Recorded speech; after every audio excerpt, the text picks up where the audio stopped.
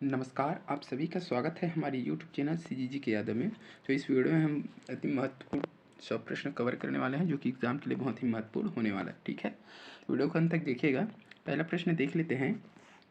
पहला प्रश्न ये है, छत्तीसगढ़ सहकारी सोसाइटी अधिनियम के अंतर्गत कार्य क्षेत्र की परिभाषा है। तो कार्य क्षेत्र की परिभाषा क्या है उसको बताना है। तो इसका सही आंसर हो जाएगा ऑप्शन ए हो जाएगा। ठीक है, वह क्षेत्र जहाँ से सदस्यता ली जाती है आंसर हो जाएगा इसका। अगला प्रश्न दिया है, छत्तीसगढ़ सहकारी सोसाइटी अधिनियम के अंतर्गत कोई ऐसी रजिस्ट्रीकृत सोसाइटी जिसका मुख्य उद्देश्य सहकारिता की शिक्षा देना व उसका प्रचार प्रसार करना है उसे कहा जाता है, उसको क्या कहा जाता है। इसका सही आंसर हो जाएगा बी हो जाएगा, सहकारी संघ बोला जाता है। अगला प्रश्न है, छत्तीसगढ़ सहकारी सोसाइटी अधिनियम की धारा 78 के तहत निम्न में से किस अधिकारी को अपीलों की सुनवाई का अधिकार नहीं होता। तो इसका सही आंसर हो जाएगा सी हो जाएगा, सहायक रजिस्ट्रार को। ठीक है, अगला प्रश्न देखते हैं। छत्तीसगढ़ सहकारी सोसाइटी अधिनियम के अंतर्गत कोई सोसाइटी हो सकता है, तो कोई सोसाइटी क्या हो सकता है उसको बताना है। इसका सही आंसर हो जाएगा ऑप्शन सी हो जाएगा। ठीक है, ए और बी दोनों।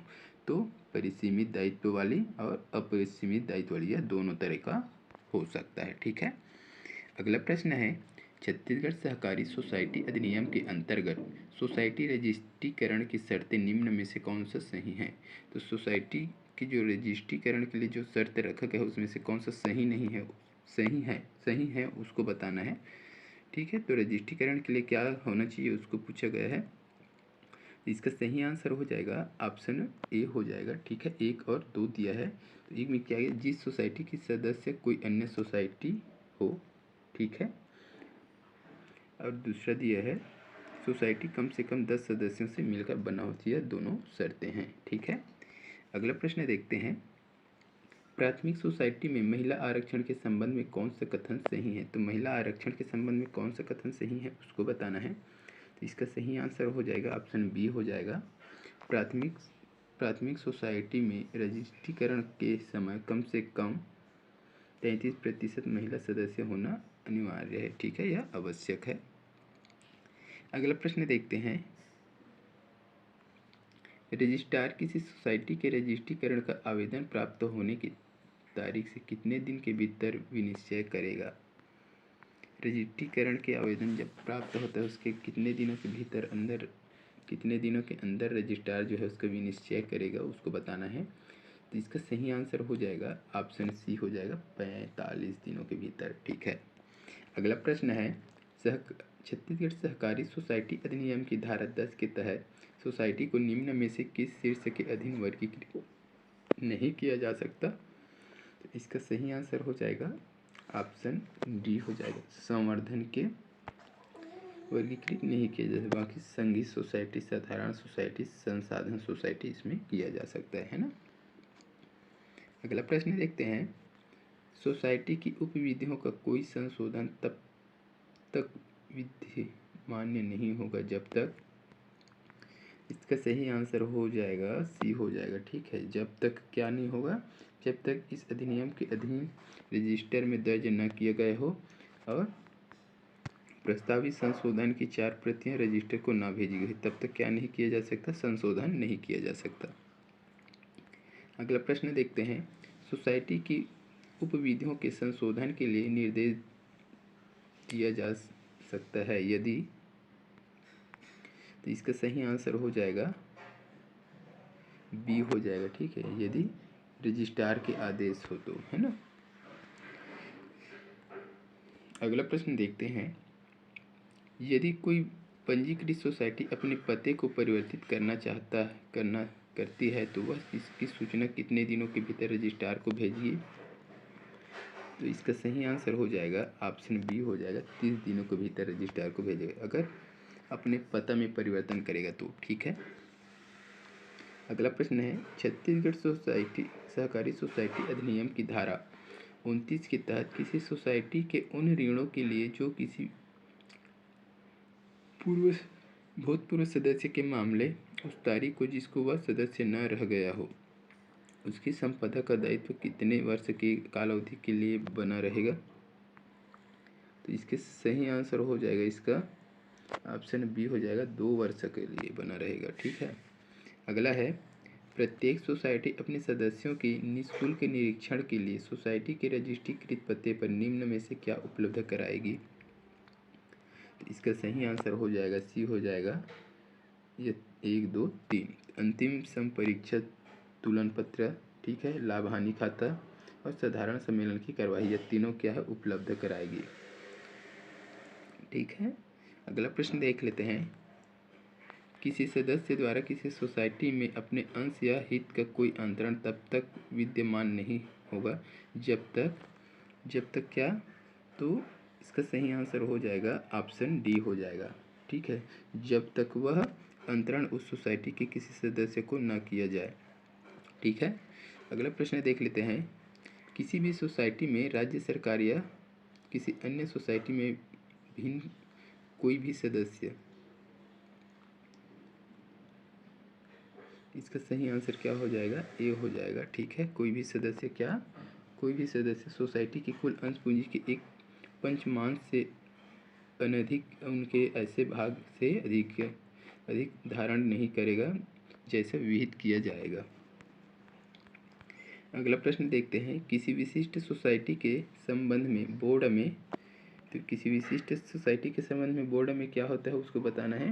तो इसका सही आंसर हो जाएगा ऑप्शन ए हो जाएगा। बोर्ड में क्या चीज़, तो प्रयुक्तों की संख्या किसी भी समय सोसाइटी के प्रतिनिधियों की संख्या के 1/3 से अधिक नहीं होगा। ठीक है, क्या होगा वह विशिष्ट सोसाइटी के संबंध होगा वही, है ना। विशिष्ट सोसाइटी में क्या होता है, प्रयुक्तों का संख्या किसी भी समय सोसाइटी के प्रतिनिधियों की संख्या के 1/3 से अधिक नहीं होगा। ठीक है। अगला प्रश्न है, निम्न में से कौन सा कथन सही नहीं है, कौन सा कथन सही नहीं है उसको बताना है।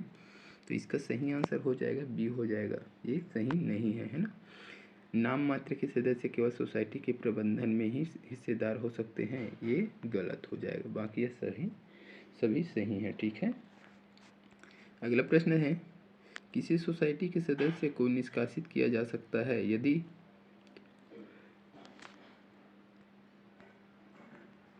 तो किसी सोसाइटी के अध्यक्ष को कब निष्कासित किया जा सकता है, इसका सही आंसर हो जाएगा बी हो जाएगा। ठीक है, उस सोसाइटी का बोर्ड उपस्थित और मत देने वाले सदस्यों के 3/4 बहुमत से प्रस्ताव पारित कर दे। अगला प्रश्न है, यदि किसी सोसाइटी के सदस्य के विरुद्ध सोसाइटी से निष्कासन संबंधी प्रस्ताव पारित हो गया है तो वह प्रस्ताव पारित होने के कितने दिन के भीतर रजिस्ट्रार के पास अपील कर सकता है। तो इसका सही आंसर हो जाएगा ऑप्शन सी हो जाएगा। ठीक है, 30 दिन के भीतर। अगला प्रश्न है, कोई भी व्यक्ति किसी सोसाइटी के सदस्य के रूप में प्रवेश प्राप्त करने के लिए पात्र नहीं होगा, कब पात्र नहीं होगा उसको पूछा गया है। इसका सही आंसर हो जाएगा सी हो जाएगा। ठीक है, 1 और 3, वह दिवालिया घोषित हो जाए तो वह पात्र नहीं होगा। ठीक है, कोई दिवालिया घोषित हो जाए तो वह सोसाइटी में सदस्य के लिए पात्र नहीं है। एक और दिया है, वह या उसके कुटुंब, खुद व्यक्ति या उसके परिवार वाले कोई ऐसा सदस्य जो कि सोसाइटी द्वारा किए जा रहे कारोबार के समरूप है।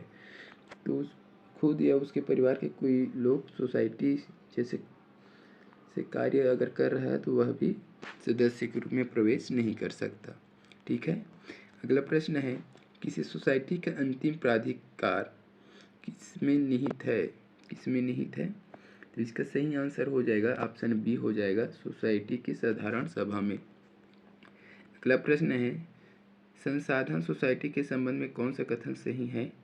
इसका सही आंसर हो जाएगा ऑप्शन डी हो जाएगा, केवल 2। ठीक है, केवल 2 दिया है। क्या है 2 में, उपाध्यक्ष में से कोई एक स्त्री होना जरूरी है। ठीक है, उस टाइम पे प्रश्न। अगला प्रश्न देखते हैं, उपभोक्ता सोसाइटी के संबंध में कौन सा कथन सही है। उपभोक्ता सोसाइटी के संबंध में इसका सही आंसर हो जाएगा बी हो जाएगा, केवल 2। इस सोसाइटी के अध्यक्ष या उपाध्यक्ष में से कोई एक महिला होना अनिवार्य है। ठीक है। अगला प्रश्न दिया है, प्रतिनिधि के संबंध में निम्न में से कौन सा कथन सही है। प्रतिनिधि के संबंध में ना, तो इसका सही आंसर हो जाएगा ऑप्शन डी हो जाएगा। ठीक है, इनमें से कोई नहीं हो जाएगा, ना तो एक ना ही दो। ठीक है, अगला प्रश्न देख लेते हैं। किसी सोसाइटी के बोर्ड की निम्न में से क्या शक्तियाँ होती है? तो इसका सही आंसर हो जाएगा ऑप्शन बी हो जाएगा। ठीक है, 1, 2 व 4। तो 1, 2, 4 को देख लेते हैं। ठीक है, सदस्यता स्वीकृत एवं समाप्त करना। ठीक है, शक्तियाँ हैं उसका। सभापति एवं पदाधिकारियों को पद से हटाना, ये भी है। और चौथा दिया है साधारण निकाय के अनुमोदन से योजना एवं बजट प्रस्तुत करें। यह तीनों क्या है? शक्तियाँ हैं सोसाइटी के बोर्ड का, है ना। अगला प्रश्न देख लेते हैं। प्रत्येक सोसाइटी वित्तीय वर्ष की समाप्ति के 3 माह के काल अवधि के भीतर अपने सदस्य का वार्षिक साधारण सम्मेलन बुलाएगी। तो इसका सही आंसर हो जाएगा ऑप्शन सी हो जाएगा। ठीक है, ऑप्शन सी हो जाएगा, 6 माह के काल अवधि के भीतर अपने सदस्यों का वार्षिक सम्मेलन बुलाएगी। अगला प्रश्न है, किसी भी सोसाइटी का विशेष साधारण सम्मेलन उस सोसाइटी के बोर्ड द्वारा बुलाया जा सकेगा। इसका सही आंसर हो जाएगा ऑप्शन सी हो जाएगा, बुलाया जा सकेगा यदि सोसाइटी के कुल सदस्य संख्या के 1/10 सदस्य लिखित मांग करे तो। अगला प्रश्न देख लेते हैं। राज्य सहकारी निर्वाचन आयोग के संबंध में कौन सा कथन सही है? तो कौन सा कथन सही है उसको बताना है। तो इसका सही आंसर हो जाएगा ऑप्शन डी हो जाए, सॉरी ऑप्शन सी हो जाएगा, 1, 2, 3। 1, 2, 3 को देख लेते हैं। 1, 2, 3। ठीक है, तो छत्तीसगढ़ सहकारी सोसाइटी अधिनियम की धारा 50 ख में इसका उल्लेख है, ये सही है। ठीक है, इस आयोग का गठन राज्य सरकार के द्वारा किया जाता है, यह भी सही है। अगला देख लेते हैं। राज्य सरकार प्रमुख सचिव से अनिम्न श्रेणी के भारतीय प्रशासनिक सेवा के किसी अधिकारी जो राज्य में ही सेवारत रहा हो आयोग का निर्वाचन आयुक्त नियुक्त करेगी। तो यह भी सही है। ठीक है, अगला प्रश्न देख लेते हैं। किसी सोसाइटी या सोसाइटियों के वर्ग की संपरीक्षा तथा उनका पर्यवेक्षण का संचालन करने के प्रयोजन से निम्न में से किसके द्वारा संपरीक्षा बोर्ड का गठन किया जाता है? तो इसका सही आंसर हो जाएगा डी हो जाएगा, राज्य सरकार के द्वारा। अगला प्रश्न देख लेते हैं। सोसाइटी के परिसमापन के संबंध में कौन सा कथन सही है? तो कौन सा कथन सही है उसको बताना है। इसका सही आंसर हो जाएगा डी हो जाएगा, 1, 2, 3। 1, 2, 3 ये तीनों सही है। ठीक है, देख लीजिएगा, अच्छे से पढ़ लीजिएगा इसको।